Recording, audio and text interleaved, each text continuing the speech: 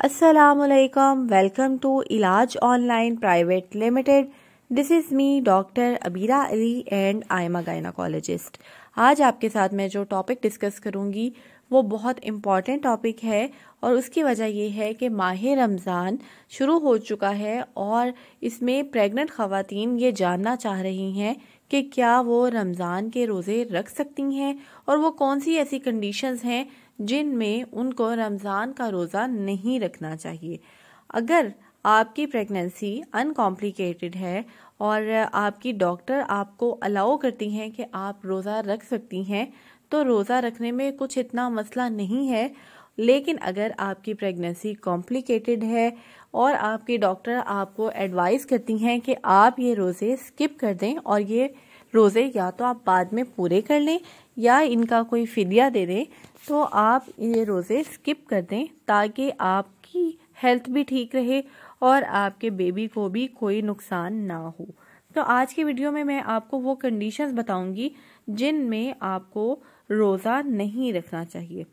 तो इस्लाम में प्रेग्नेंट ख़वातीन को ख़ास रायत दी गई है कि अगर उनकी प्रेगनेंसी में कुछ कॉम्प्लिकेशंस हैं तो वो ये रोज़ा ना रखें. कौन सी कंडीशंस हैं?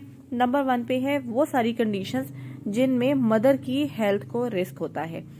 तो अगर आपको बहुत ज़्यादा वीकनेस है, फटीग है, तो रोज़ा रखने से आपकी तबीयत ख़राब हो सकती है, थकावट हो सकती है, चक्कर आ सकते हैं, एनर्जी लो हो सकती है और इसकी वजह से आपकी हेल्थ को नुकसान हो सकता है.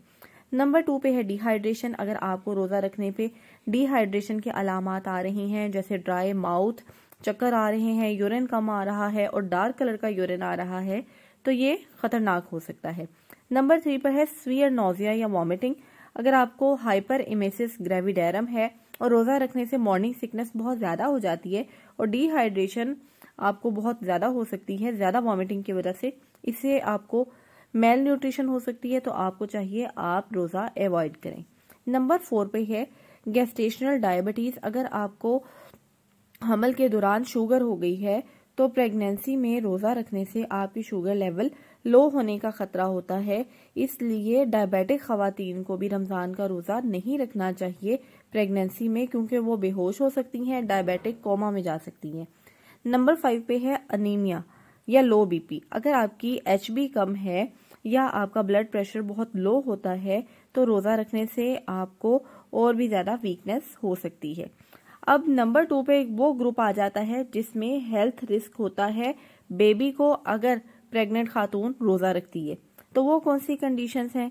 इनमें है कि अगर आपके बेबी की ग्रोथ ऑलरेडी रेस्ट्रिक्टेड है, अगर आपके डॉक्टर ने आपको बताया है कि रोज़ा रखने से आपके बेबी की ग्रोथ मुतासिर हो सकती है, बेबी का वेट गेन जो जैसा कि होना चाहिए आइडियली वैसा नहीं हो रहा, तो भी आपको रमज़ान का रोज़ा नहीं रखना चाहिए. और इसके अलावा अगर आपके बेबी की ग्रोथ कम है और आप रोज़ा रखती हैं तो न्यूट्रिशनल डेफिशिएंसी हो जाती है और बेबी का वेट अचीव नहीं होता जो आइडियल होना चाहिए. नंबर 2 पे है अगर बेबी का लाइकर कम है, तो अगर एमनियोटिक फ्लूइड कम है बेबी का तो भी रोज़ा नहीं रखना चाहिए आपको. और इसके अलावा अगर बेबी की मूवमेंट्स कम हो रही हैं तो रोज़ा नहीं रखना चाहिए. और अगर कोई आपको ऐसी कंडीशन है जिसमें आपको प्री टर्म लेबर का रिस्क है तो भी आपको रोज़ा नहीं रखना चाहिए. अच्छा, नंबर 3 पर वो ग्रुप आ जाता है जो हाई रिस्क प्रेगनेंसीज हैं, जो कॉम्प्लिकेटेड प्रेगनेंसीज हैं, चाहे वो मल्टीपल प्रेगनेंसीज हैं, ट्विंस हैं या ट्रिपलेट्स हैं. उनको ज़्यादा न्यूट्रिशन की ज़रूरत होती है, मदर की न्यूट्रिशनल डिमांड ज़्यादा हुई होती है, तो रोज़ा रखने से काफ़ी प्रॉब्लम होती है.